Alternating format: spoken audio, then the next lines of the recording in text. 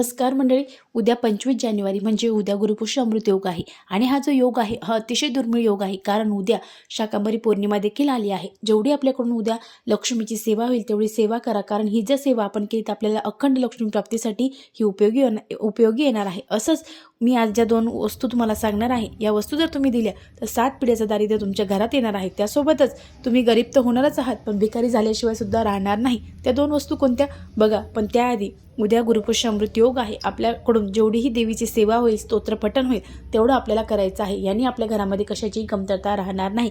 गुरुपुष्य अमृत योगाला जी सेवा करतो त्याचा जी फायदा आहे तो आपल्याला अक्षय राहत असतो। असंच बघा, धने सर्वांना माहिती आहे। उद्या तुम्ही गुरुपुष्य अमृत योगाला धने खरेदी करा, पण धने कोणालाही देऊ नका।